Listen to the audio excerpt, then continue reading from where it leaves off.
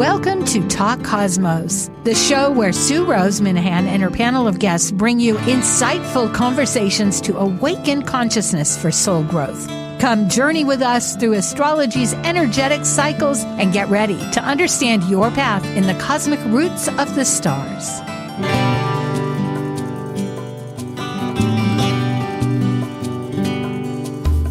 Hello, we survived. Here it is, Talk Cosmos, April 21st. And yesterday was a smack bam alakazam, Jupiter, Uranus. And of course, that is our conversation in the backdrop because it's happening. It's still happening. The reverberations are going like ba-da-ba-doo-ba-da.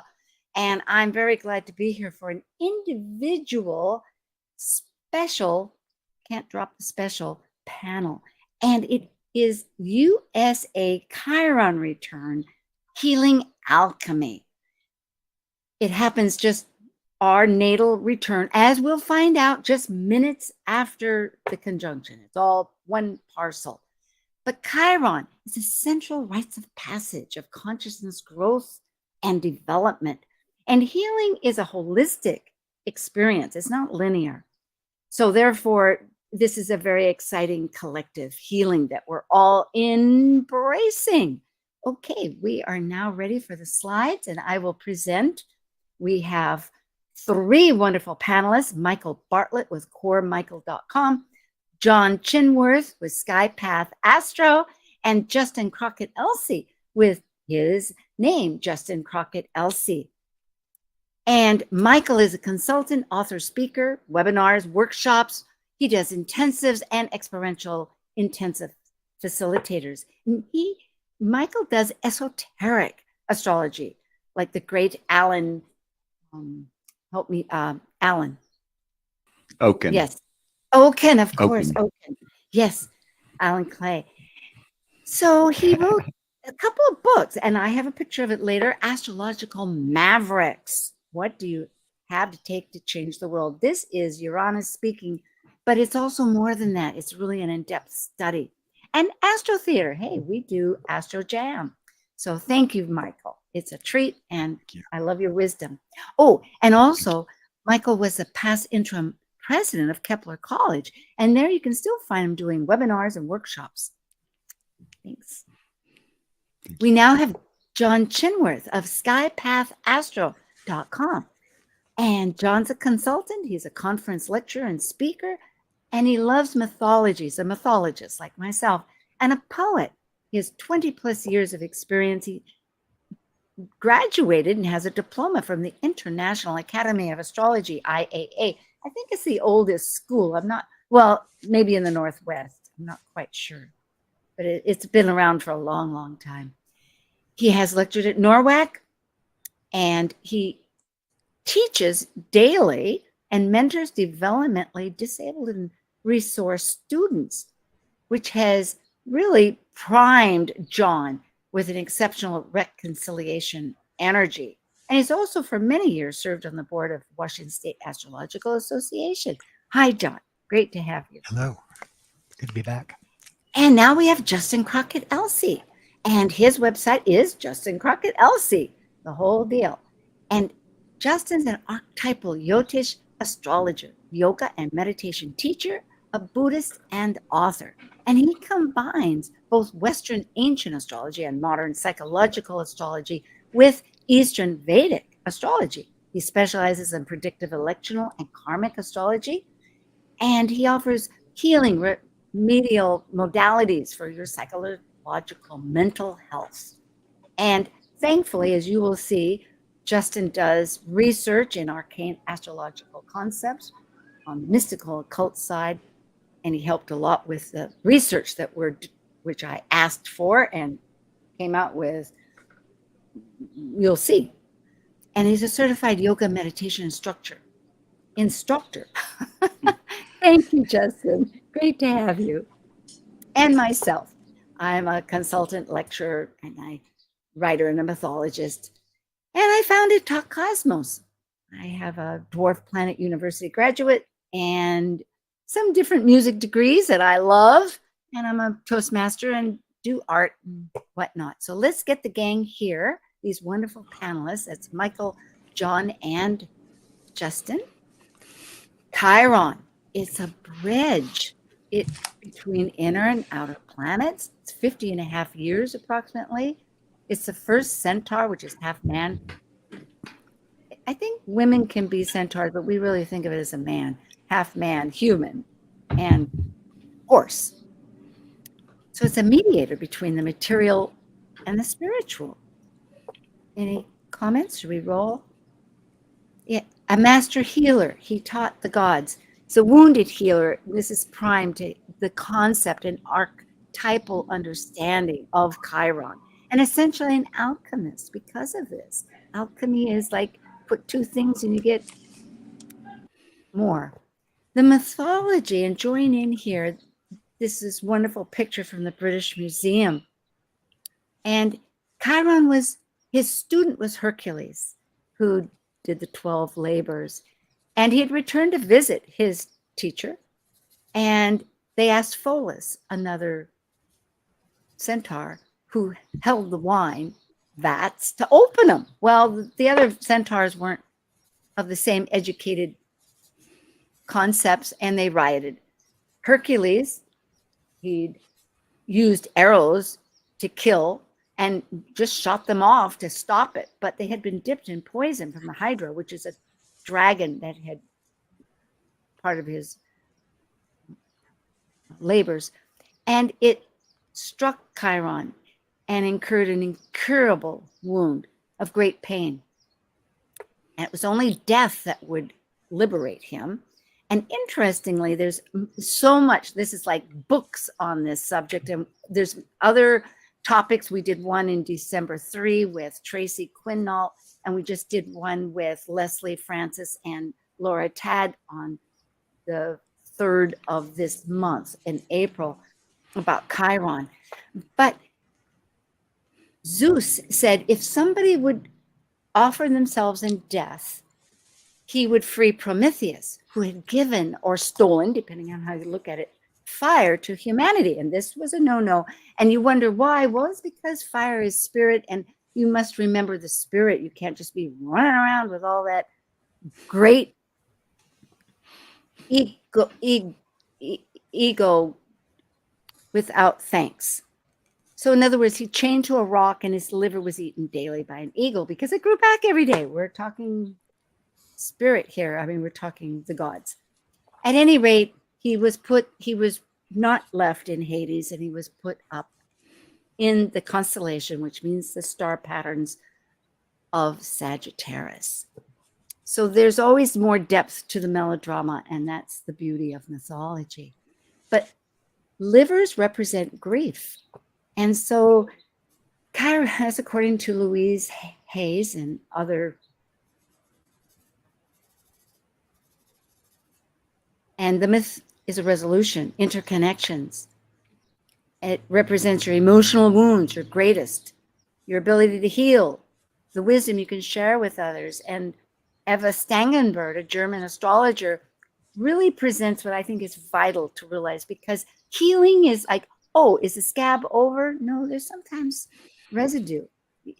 All wounds are not forgotten.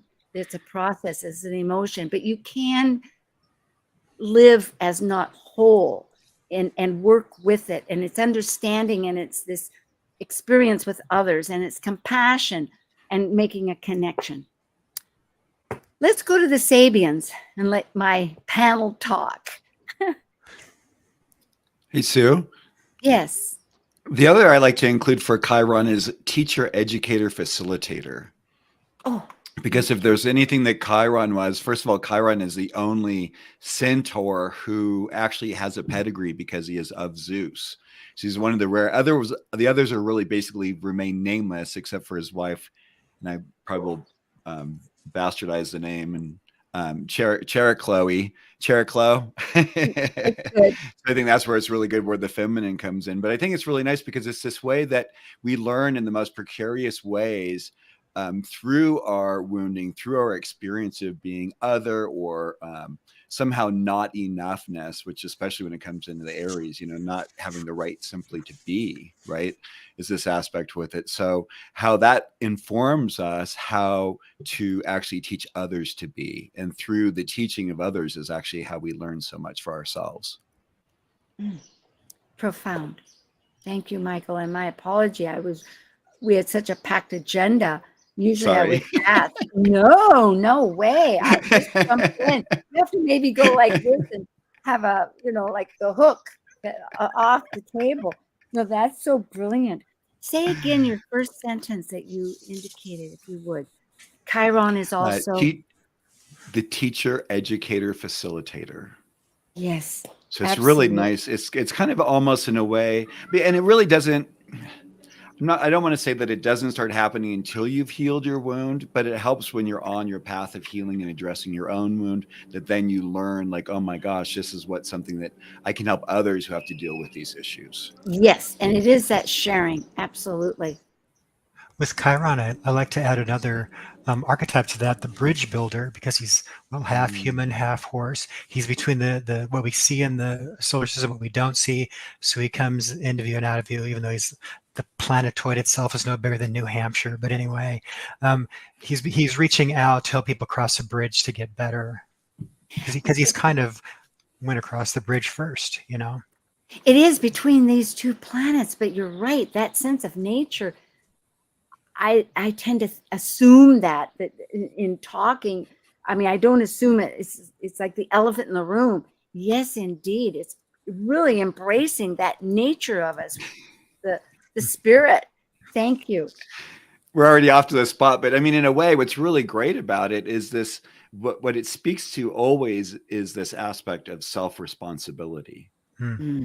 And Chiron was such a wise teacher in that sort of a way, that he realized, I am an immortal, and yet I am being poisoned by a poison actually he created, which is the ironic aspect. It is. And how we do that for ourselves. Usually when we look at the things that we do on ourselves, that's where the term, we are our own worst enemies. We really are. We're almost always constantly finding ways to kind of we're separating all the our time. From nature, and then we're projecting and thinking it's somebody else, and it can happen in such minute little ways, and it's tricky because you might think, oh, I've got this down. No, there's around the corner, there's another layer to it. Yes, indeed. It's so true. And we'll continue. There's a little bit more further. Excellent. The Sabians. Now, Justin, you're going to talk about the three, because Sabians is rounded off one, but there's this whole idea of before, present, and after, because it's a story. Nothing is just one thing. It's a process. So absolutely. And I gotta apologize. The parade just is walking by now. It's just as I'm on the air.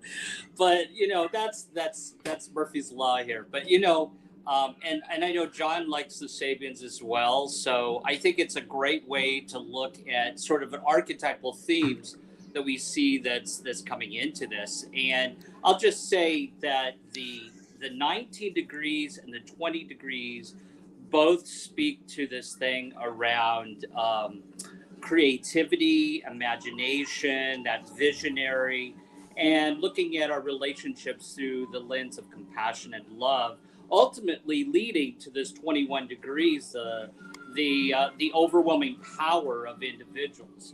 And I'm just curious what John thinks about that. When I think of the American Chiron being at that degree, and it's a fighter, I think that maybe our fighter might be a little bit tired. It's been fighting for a long time. I took a mundane astrology class with Jack Fertig, and he talked about the fifth house of the U.S. chart. Well, the fifth house of any country's chart is the arts. And Jack Fertig said, we have Aries on that cusp of that house. And so Americans like the hot new thing.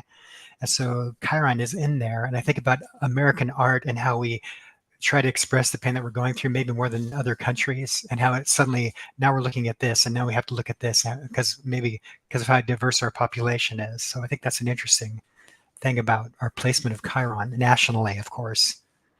Did that make any sense? I hope it did. Well, absolutely. You caught me with the graphics, because Aries and Taurus are very art oriented. They're pre-verbal, And so I was just reflecting on all the art forms. And anyway, I got lost in my thoughts. Yes. So wounded warriors using art to help heal themselves. Maybe that's also a connection. yes, Yeah. Art therapy. that's so true. Do we want to, Jupiter and Uranus are there because the whole chart, as we will see, is powerful. And we've covered it before, but the white dove flying over troubled waters, James Burgess, who also studies Dane Rujar, suggests that this is where we look for signs, yes, outside of things. Thanks, Michael. What were you going to say? Well, one of the things I was thinking, because I was really concerned with this energy coming up with the Jupiter-Uranus conjunction with what's going on in the Middle East. And I was actually very surprised, hello, Uranus, how Israel decided to respond, because in the Middle East, a response is kind of expected. Like, not to respond kind of creates like something that's not right by the way that they view things, but they did it in such a way that it didn't escalate it. And so I was like, oh my gosh, there actually might be some hope for us as human beings. That was yesterday on the news, right? Yeah. Right. Yes, I noticed too. I thought just the facial expression, everything was so conciliatory and powerful. Yeah, cooperative. The outward expression, but a show of force. I was actually more like what one would almost consider a 4th of July parade for the country in a sense of expression. Yeah, but not anything was meant to create, not with the intention of creating further damage or escalation. And that alone, it gives my whole body has goosebumps over that one. I mean, really, in an area that an eye for an eye has been such the issue for so long. And with maybe this, they're starting to understand the blindness that occurs when we're only single-eyed. Yeah, I know. I think of the McCoys and the Hatfields and Romeo and Juliet. I mean, there's ancient stories. Let's go on. And I want to say one more thing about what John and I were talking about a little bit, was that one of the great things about the United States is it always has been sort of this innovative, creative country that brings in people and they're creative, Yes. The nakshatra. Justin, I love hearing the... Yeah, so the lunar mansion, which this is in, is called Rafti. And it's actually one of the solar deities, Bhushan, and it relates to this altruistic energy and protector, and it's creative, because in the Jyotish or Vedic, it's Pisces. It's very creative. It's visionary. And if you look at our country, we've always, a lot of the immigrants that have always come to this country, whether it's Einstein and others, have always been these visionaries. And it's when we're open to that in this country, we attract visionary, creative types. And so it speaks to what ultimately that degree is supposed to be, which is supposed to be altruistic and valuing and nourishing to the individuals of the individual self. And valuing that. And that's really what this nakshatra speaks to. It's actually the basis above and below is cows and calves, which is about being nourished and protecting and being altruistic to individuals. It's so appropriate, I think, for the Chiron return. It shows the greatest wound of our nation.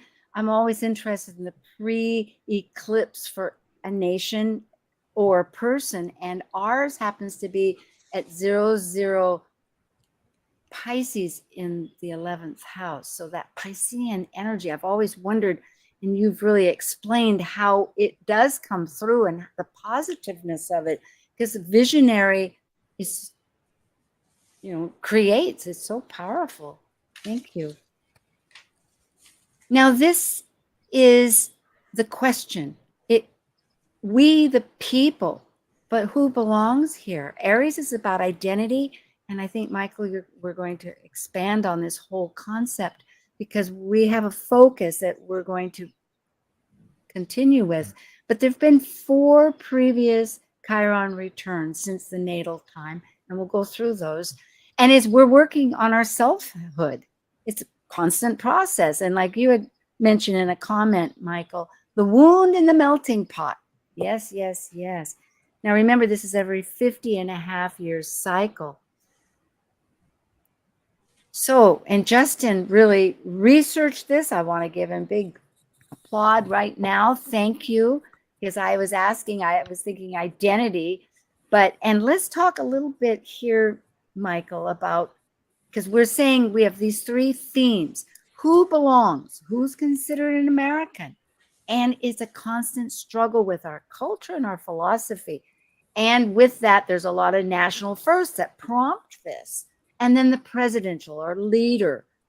There's, interestingly, a number of issues and that we'll find out as it goes. And I'm going to shut my doors in a moment. Can you hear the birds and everything in the background? No. Okay. A little bit. A little bit? Okay. Second half, it'll be quieter. Just a little bit, my friend.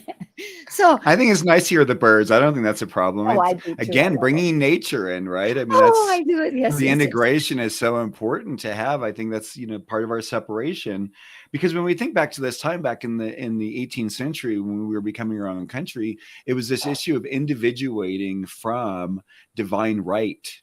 The king was someone whose family was, placed by God in the way we were taught. We have to consider, back then, we didn't think of things outside of the church and outside of royalty. There really wasn't another option. And so to think of these people, these upstarts who came over and started this, settled these different states, decided to become a country. And also, I mean, it actually also has to deal with, we have to consider, and we often forget, these were very wealthy white men who were running the country. They came out and they created vast, amazing fortunes for themselves. Some of them went bankrupt, like our founding fathers, unfortunately, in the pursuit of being supportive of the country. They understood what needed to happen. But I think the interesting thing now, we're coming to this time where I think the new God or the new divine right is corporation. And I think we're in this process of, I don't think we can move forward with this idea of having 10 companies ruling our food supply. That's not a tenable situation with all the monocropping that goes on. No, we need this idea of commodification of things that are necessary for one's existence. Just this whole, needs to switch, because none of us can have the benefit of believing in our inherent specialness if we aren't getting the nutrients we need. It's a whole nother topic when it comes to culture. It's a real irony that the country formed on the basis of the individual is now, it's like they're under the thumb of a group of these powerful people. Just kind of. But that's the cycle, right? But that's the cycle. Yet, remembering our natal chart, we have a south node in Aquarius at 6 degrees, and we have a moon at 27 degrees Aquarius. So we have this natural sense of networking and a group, which is an oxymoron. I mean, we all have, I think, here a fair amount of Aquarian energy in different ways. And you want a group of like-minded people. And it's going to be but suddenly it gets elitist, and then it gets to be, and then the group might be in control, and then you don't want to be a part of it. So, well, the idea of council originally was that you would have people on your council who did not agree with you, because you wanted to have the understanding of how people who didn't think like you. And the hard part now is no one wants to hear someone else's opinion. There's people, canceled. talk about bringing compassion that needs to come back. I think the compassion needs to understand that I think again, this comes back to nature, is the only fear that happens in our lives is personal attacks and getting, canceled or whatever by culture. And we take these things way too seriously. They have they have really literally no bearing on our existence. And yet we give them such great gravitas in our lives. Well, you see that judging individuals in the chart, because the Saturn is in Libra opposing Chiron, and that Saturn in Libra can be very judging. Oh, you don't belong, or we're going to set a high bar for immigration. It's a very judging of the individuals, and again, like what Michael was just saying, kind of this can be exclusionary to who belongs and who does not belong. Is that Saturn's judging that Chiron? Yeah, it's an unfortunate part of Saturn, because when it judges is a cardinal sign. And instead of taking further action, I mean, this is something I've thought about and people have discussed and whatnot, and you're bringing this up very vividly, that it needs to just be a calculated assessment so that you can make more motion. But instead, we've gotten into this judgment. You're going to, you're being punished. As you can see, yes, with Chiron was. Shall we begin with these cycles? And we can't, because ideally we'll get them, well, we won't finish them. But starting off in 1825 to 26, there were treaties, 6 of them, where the Native American nations ceded territory in culture. And Justin, you brought these up, but the first history was written of the American literature, which had previously been European. Last of the Mohicans was written. And there was a warship that went around the globe, Vicini's. And the issues of presidency was, it was a contested election. John Quincy Adams was voted into the House of Representatives, and he's the son of John Adams, who died, along with Thomas Jefferson on the 50th anniversary, which is a Chironic signature of the Declaration of Independence. Should we move on? Okay, otherwise. And Thomas Jefferson and John Adams were notorious frenemies, but they respected each other and they sent letters back and forth. So that's kind of a Chironic thing working out. Yes. Opposite ends of the political spectrum, but respecting each other and hearing each other's ideas. Beautiful. So then we go up to the Reconstruction era. And again, Justin, thank you. Who belongs? Well, again, it's the Indians, a lot of wars and engagement with. What happened was a little bighorn later on as a development the next year. Apaches forced off their land. Women's suffrage began, or didn't begin, but it started to expand. And civil rights actually outlawed racial discrimination in public accommodations and jury duty, which is amazing. And maybe because they needed people, huh? We need more people on the jury. It wasn't also, I'm sorry, I'm being a little bit, yes. So then there were some Familia Tong Wars, Asian in San Francisco, which was a big population of that community, and Emancipation Day in Puerto Rico. But the first were a U.S. postal card, and the presidentials were that Fillmore and Johnson died and Herbert Hoover was born. And it's interesting that these presidents either born or die on a Chironic return. I mean, you can say, well, maybe, but still, there it is. It wasn't 3 years before or after. It's fascinating. So then we're going to go a little past 1923 to 25, which is the Roaring 20s, as we know. Yes, indeed. Who belongs? Well, there was a massacre of African Americans in Rosewood, Florida. A Supreme Court case, which is just shocking, said that this man, Bhagat Singh, wouldn't be naturalized because being a Punjabi Sikh, he was not a white person. Like, when was that ever in the Constitution? Any rate, Asian Exclusion Act banning Asian immigration. And Justin, you might want to comment on this because that really instigated further problems with Japan in World War II because they didn't like that. Like, what are you doing, kicking us out? Right. Well, a lot of them helped build our train system. Yep. The early railroads. Sorry, go ahead. Oh yeah. No, you're right. You're right, John. And the Japanese were our allies during World War I. And so then when they say that this actually after World War I pushed Japan into Germany's arms, and that's why they ended up at World War II. And because they were really upset about this whole Asian ban on Asian immigration in the United States. Yeah, and you can see that we didn't go into that with the Sabian symbol, but part of that Sabian symbol was interestingly, this about exertion. Like you can do it and you can achieve, but on the other hand, it's just blindsided. It's just going forward. So there's all these hidden shadows kind of coming out. So it's more about the Indians and more about Asians.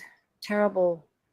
There was an Indian Citizens Act, which possibly could have been good, but go ahead. Yes. I was just thinking a lot of these, when you think about it as an overall effect each time, these are all very cardinal experiences, right? These are very these are setting trends that last for a long time. These are conclusions and beginnings of presidential beings, which incidentally, as I'm sure all of you know, each one of our presidents have significant alignments with our country's natal chart. There's always that kind of alignment with the charts themselves. So it's understandable that, these chironic events are going to be happening also for some of them very personally each time. And your thought about that you brought up about large corporations, here we go. Walt Disney, Columbia Pictures, MGM. Of course, I like those. I wouldn't think those were so terrible, but they're still corporations. Go and work for them, right? Yeah. And or get in a lawsuit with one of them, to be honest. The ruthlessness. I mean, these are really talk about Aries warriorship in these areas. I mean, these companies are incredibly ruthless. I mean, thanks to what Disney did, the normal trademark periods used to be a lifetime plus a certain number of years, and the Disney Corporation was able to expand the Mickey Mouse trade. It just literally became available as of the beginning of this year. Wowie. And I might note on that prior slide, it's important. There's one thing we need to point out, that Jimmy Carter was born during that Chiron return, because now we're having another Chiron return, and he's really in hospice now. So that's kind of interesting, the birth and then in hospice. Pushing his second Chiron return, right? Especially for a soul that builds houses and went internationally. Well, we are beyond our half-hour mark, and I know we have a ton more to do. But I guess if we can quickly sign off, Nate, sign us off. We'll be back. Don't go away, folks. We have Justin Crockett, Elzie, and John Chinworth, and Michael Bartlett, and we're talking about the alchemy happening. Okay, we'll be back. We're healing. Thank you.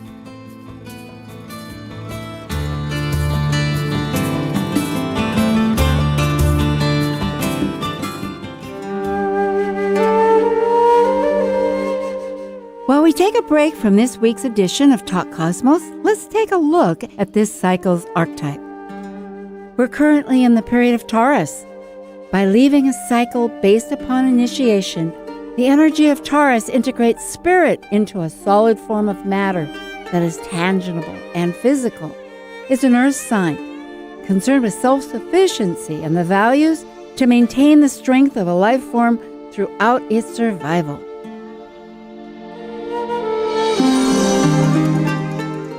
This is Martha Norwalk. Every Sunday morning, beginning at 9 a.m., thanks in part to NewProSupplements.com, we cover the world of animals. This week, April 28th, it's an encore presentation. Join us to hear our last healing show with Dr. Nels and Linda Rasmussen. Together, they help listeners and their animal friends with emotional, behavioral, and physical issues, and you can receive a surrogate healing just by listening and following along with Linda's instructions. Martha Norwalk's Animal World, Sunday morning, 9 a.m. to noon, right here on Alternative Talk, AM 1150.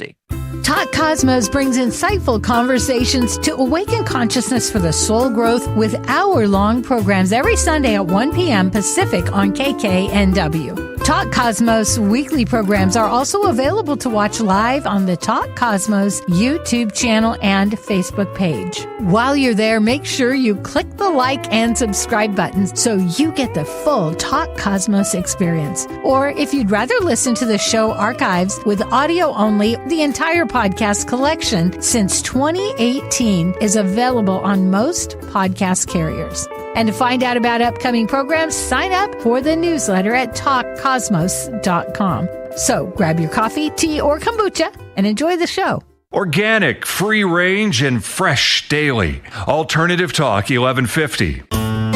Okay, we are back again, and we're going to go right through this. We always announce what our panelists are doing. And Michael Bartlett wrote Astrological Mavericks, and it is available. He's been giving various talks. You can go on his website or YouTube channel and probably find out a little bit about this. And Michael was on Talk Cosmos, so you can check that out too. Thank you, Michael. Any other comment? No. Okay. No, just a pleasure being on your show. Thank you so much. It's a mutual treat. And John Chinworth, and sorry about your name there, Skypath Astro, and you can contact him at archerstars@gmail.com. And this is just one of his talks that I pulled up and he was at Norwalk, but a very interesting idea. John, you've got really fascinating things, and I know you have things under wraps that you're never going to mention until they are actually produced. But I know, I'm so shy. You and Johnny Depp, same water rabbit. Hmm. So here we go. And Justin Crockett Elzie. Now, Justin has a mostly Mars forecast that he does on Instagram and Ask the Astrologer series. And he, like I, are working with Liz on her YouTube channel, but you can find them on my podcast and on Justin's podcast. I'm doing a astrology star sisters, and we just did one on this subject of Uranus and Jupiter, but next one's going to be Jupiter in Gemini. Now, I'm signing off to you, Justin. Any comments about other things? No, it's all good. It's all good. Okay. Anyway, we appreciate everybody's interest. Oh, and I'm doing a blog, so check that out weekly. And here's Talk Cosmos, and you can just put your little camera on there and find out about it. So we are beginning again, because everything that we see, Martin Luther King says, is a shadow cast by something that we didn't see.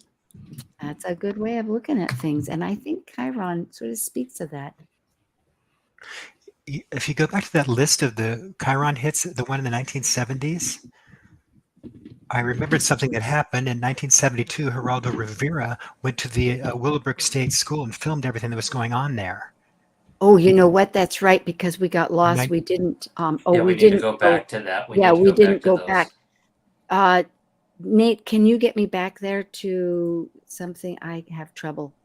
No, back. Yeah, back. Sorry. We're in retrograde. No, I was going to say retrograde. Mercury is. There we go. Thank you. All right. One more. Yes. That's the one. So Geraldo Rivera visited the Willowbrook State School. I don't know. I think it's in New York in 1972, and he filmed it.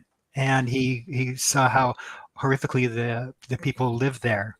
And public outcry happened, and they closed it in 1987, the harmonic convergence, right? And this caused a federal civil rights legislation to protect people with disabilities. That's totally a Chiron thing. Yes, it is. Yeah. And if we think of the anniversary of Roe versus Wade. Oh, yeah. Wow. That's another one. To be honest, Wow, I think yeah. what people have a hard time understanding with that part is, from a purely legal standpoint, from what I understand from the beginning, there was a way that it wasn't really written properly, and subsequent justices said this needs to go back to our legislatures, and that's never been really handled. And that's really what, I mean, people say, oh, because of Trump, this really happened, but it's, in a way, it's also because of proper law, in a sense, as far as our constitutionality is concerned. Interesting. But whether that needs to also change, because the truth is the Constitution was written at a time when rights were not equal for women, were not equal for people of color, or people who were gay, for that matter. Especially. And I might also note that the Endangered Species Act was passed, so we expanded that sense of who belonged or the value of individuals. And so we start to look at other species here as the importance of that individual.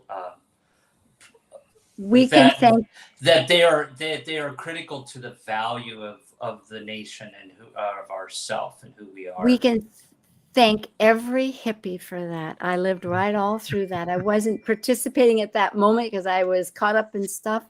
But there were tree huggers, and it was, people couldn't believe, what do you mean this little owl, this little teeny bird, or what, but yet it started up huge. And when you think about it, these are all like cycles of becoming, right? These are cycles of understanding. Each time this is Chiron coming around and having had an experience of going through each of the signs and what that means, and the awareness of what that means. And, we didn't know that, calling people certain things was really considered derogatory. It was just a way that back in the day of how we categorize and how we were able to understand, how we looked at things. But then when it became, I really like to think of the idea of, because one of those movies captured it so well, but when our photography moved from black and white to color, It was like, that was then like we started to have this ability to understand things really aren't black and white. We began to understand it is really literally 50 shades of gray. I remember that too. I remember that too. And we're not in Kansas anymore. We instantly exactly right. Yeah. Exactly. I mean, I remember seeing that, and I was born way after, colorized films, but I mean, the experience of seeing it happen, and that was one of two films, that Gone with the Wind and The Wizard of Oz were the two first films being in color that year in 1939, I want to say. Yes, it was. And so it was just this idea of, I mean, literally, and if you can see those clips when news channels switched over and other things, it was like, I get goosebumps because it was like, it's this opening and widening up. Like in that movie, it was like all of a sudden a woman's red lips began to form, because then what you realize is they began to have passion. They began to live. They began to understand that rules are okay, but rules aren't how people typically live. It's good. Thank you. I'm going to just go through these and we're going to go on. Here's the current because list. we've got work. List. Book bans and the immigration, transgender, and Trump as the first president to be facing criminal charges. So however that goes, that is a first. And not wanting to allow for an appropriate transfer of power, which was such an important aspect of every single president since Washington. Even Nixon knew the jig was up and he stepped down. He had the decency to do so. Thank you. That's right. Yeah. Thank you. That's huge. So true. But when you have someone with Regulus and the Mars and your ascendant, having a God complex, I think really doesn't quite get to the fullness of the expression. And people haven't been checking him until now. That's why we have this is why we have statesmen in office. We vet them. We what's the background? What have they been through? Yeah. Well, we shall find out. Looking at sorry. Well, I'm just trying to roll along. We have and it's perfect. It's perfect. But I'm thinking, isn't this why we have 3 hits right now? Our transits. That April 20th, yesterday, then 3 days after the election on November 8th, and then early in 25.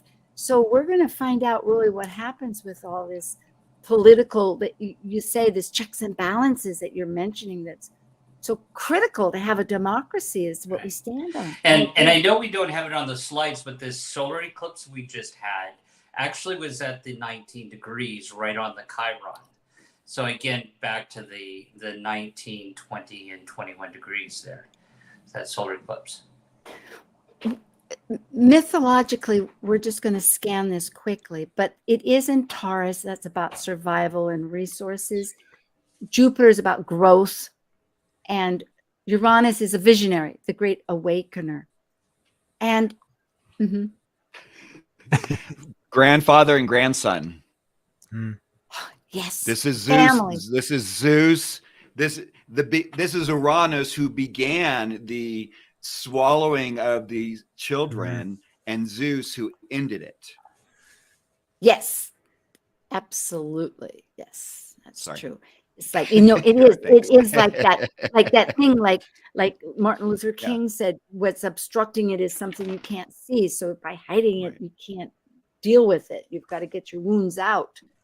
These planets are saying what we're doing now isn't working, and we need to expand our vision to meet the demands of today, and we're not doing it. It needs to grow. There are solutions. We got to stop thinking like this and start opening up our minds.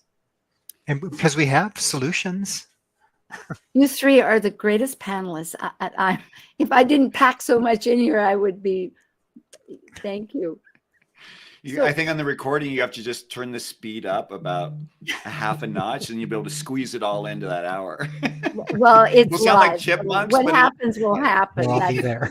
You can't do that. Yeah. So, interestingly, we're focusing on just a smidgen on this, and we did a great long one with Laura Tad earlier, and so you can check Planet Buzz. Generally, this is a new cycle we're in. It lasts for 677. It's almost 600 years. Then it starts from 30 down to 0 degrees. So we've had 2 prior, and Abraham Lincoln did a great speech, House Divided, in 1858, which is interestingly the way it starts. And I just wanted to go a little bit into some of these because we include them, but Jupiter and Uranus represents freedom and authenticity. But Nessus is, thanks to Justin, I do include it. And that's a centaur, half animal, half man. And it represents not the easy things. Abuse, betrayal, emotional wounds, the deepest shadow that we have. And it's our personal trauma, which can be all these difficult things, from the worst: rape, abuse, suicide, mass extermination, just as an example. But in other words, it's like things that you have to deal with. And it's because in the story, there is a whole mythology about that. But essentially, it's the difficult parts of it. I just wanted to bring this up, and we'll jump ahead, that they are just about 45 minutes apart. Yesterday, that first it was the Jupiter-Uranus conjunction, and then it was Jupiter, and then it was, thank you, Sue, the Chiron return for the United States. And the two differences are, is the moon was at the anaretic degree of 29 degrees Virgo, and now it's at the Aries point, one of the cardinal points of 0 degrees Libra. And the other is the ascendant. It went for the United States from Washington, D.C. Eastern time went from 3 degrees Sag to 13, almost 14 degrees, which we could call as the galactic attractor at 14 degrees Sag. But it's also conjunct the Sibley chart, which many people use, and I often do. It's a 5:10 p.m. chart for that. So I thought, isn't that fascinating reconnection? The other thing that's really interesting too is when you consider that Jupiter and Uranus get together usually every 13, 14 years, that it's only been conjunct in Taurus 6 times in the last 1,000 years. Yes, it's really quite, when you consider, Well, you know what? I did a whole thing for 2,000 years, and it's because they have over 600 years apart, and they last 600 years. But the fewest are in Taurus. You're absolutely right. It's amazing, yeah. So this is really that chart, setting the stage for something new, I believe. Yeah. It is, and it's about this material, isn't it? It's about the spiritual and the material that we're dealing with. Yep. This is the actual chart, and after this will be the one with the USA chart. The other thing from an esoteric standpoint that I think is important to note is that Uranus is the modern ruler of Aquarius and Jupiter is the esoteric ruler. So that really ties to me in that it actually adds another level of interest to this. And the other thing is, especially after the great mutation, which we now will be having between Jupiter and Saturn and air signs, that it's nice to have something grounded in this position, but Uranus is involved, or I should say, and Uranus is involved. Especially the sky with Gaia. Yeah, the primordial god. Justin, you're thinking back there. Are you waiting, or do you? I'm waiting till we get to the sibling chart because I think I don't want to focus too much on Jupiter Uranus because I want to focus on Chiron. That's good. Because this is the Chiron show here, so I want to focus on Chiron. Right, and I just wanted to show here Chiron. It is conjunct. That's all that this one is. Here we go. U.S. Sibley, and I hope this has some sense to it. There is that T-square with our natal Sun Saturn square, a releasing point, yes,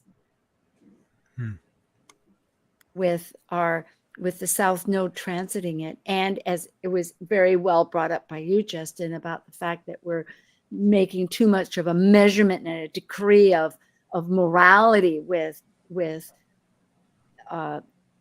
Capricorn or Saturn, because perhaps it is authority, and using that authority in more of a ego way rather than us working with spiritual, for lack of other words, or the greater source of things, to like using the signs like the dove, however we want to relate to it, but it's not just us. And when you look at where we're headed, the heart of Venus with the Chiron, 19 degrees. They just were conjunct. Their Chiron's just separating. And the thought of Mercury, there's a lot here to suggest. Go ahead. We were talking about so Chiron's with Venus and Mercury in the North Node, so we need to work on that North Node. And Mercury is saying open up the lines of communication, and Venus is saying do it lovingly. So it really is a call to a gentle kind of action, perhaps. More Chiron stuff. Justin, there you your go. turn. Justin. No, I was going to say, Sue, what is Nessus in the Sibley chart? That's Nessus. It's Nessus. Nessus. Yeah, but what degree is it in? What sign? Because I can't see it. Oh, 19. I'm sorry. It's degrees. 19 what? Pisces. Oh, Pisces. Nessus, yeah, 19 Pisces. Yeah. So it's Saturn is 15 Pisces, Nessus is 19 Pisces, and Mars is 22 Pisces. So Nessus is right between them as the midpoint. But I mean in this US chart, not in the oh, chart. pardon me. Yes, I'm so sorry. It's not very. Oh, I know what I did accidentally. Looks like 9 degrees Sagittarius. Yes, 9 it's degrees 9. Pisces. When I copied this, I did Right. I made a. So that could mean that, one of the things with Nessus and Sag in the US chart is about making sure that, and that again goes back to belief systems and how we, the United States a lot of times pushes out its belief systems and its beliefs, and it can, manipulate or hold over people. If you don't do it this way, then we're going to pull money here and that. So there can be some manipulation with belief systems with the Nessus and Sag, as something that we're learning not to do. Thank you. Is that natal Nessus in Sagittarius? Yeah, no. Natal is in Pisces. They're both in Pisces.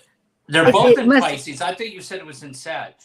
Oh, no, it's in Pisces. It's Okay. Nessus is at 9 degrees Pisces, so it's I've got a very Sabian slow symbol. moving.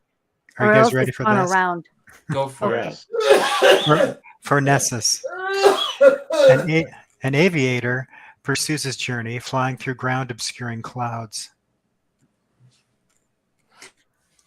Wow, can you say that one more time? An aviator pursues his journey, flying through ground obscuring clouds. So not seeing what he's flying over. Blind. But he continues anyway. Trust. It's trust. I mean, that's Right? like a trust element with Pisces, right? There's faith. Mm-hmm. Yeah. Or a sense of.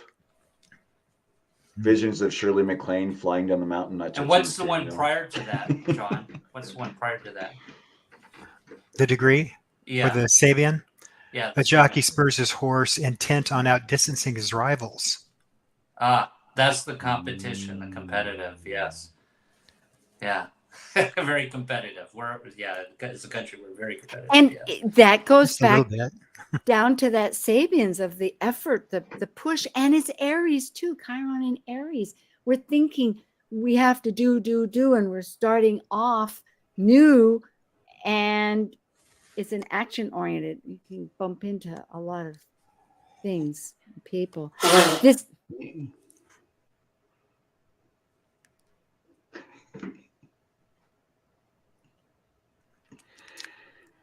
So more Sibley, Justin?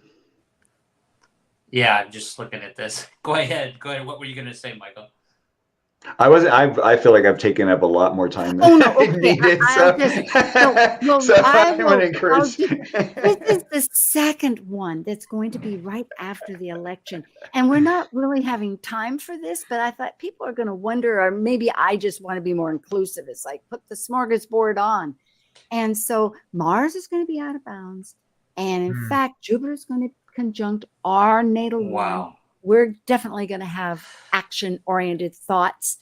That's just the starters. Well, then if you go to with that's huge. The Jupiter and Gemini on the natal Mars. That's like a lot of communications. Just like everybody's going to be wanting to say something or have their say with that one. Yes, because Jupiter has a voice. The stories, right? It's playing telephone in school. Well, I remember Obama said democracy was messy, and that's going to be the big finger painting on the wall. We're going to be really doing it. Here we have the third one in February. And again, Mars is pretty active, but here Jupiter now is going to our natal Uranus. And interestingly, those two are back again, but in a different system. Instead of being this motion together, they're augmenting on a bigger our sense of authenticity, maybe. We'll have to wait and find out. Plus the sun and the moon. So that's going to be pretty pivotal too. Here, I think, thankfully, we made the last. It's when we start working together that with the real healing takes place. David Hume, Scottish philosopher, and Yoko Ono, healing yourself is connected with healing others, which I think is so brilliant. And there's a few there. Should I show any slides, or are you ready to just see our faces? Oh my goodness, what a PowerPoint. That's what you look like. Yeah, I know. We've got sequels. Justin? What a pleasure. No, I was just going to say it'll be interesting near the end of the year when Mars is going to go retrograde. And, it goes into Leo, then goes retrograde back to Cancer, which is about family. And so we're going to be doing a lot of reassessing our family. And here in Aries, we're looking to Mars already, so it's somewhat tied in. Well, there's got to be hope. And thank you, everybody. US Chiron Return Healing Alchemy. May yours be splendid and expansively embracive. Thank you, Justin and Michael and John. Your treasures. Thank you for joining an insightful conversation on Talk Cosmos, the show where Sue Minahan and her panel of guests awaken consciousness by connecting soul growth patterns with astrology's energetic cycles. Be sure to tune in next Sunday, 1 p.m. Pacific Time, to continue your journey through the roots of the cosmic pathway.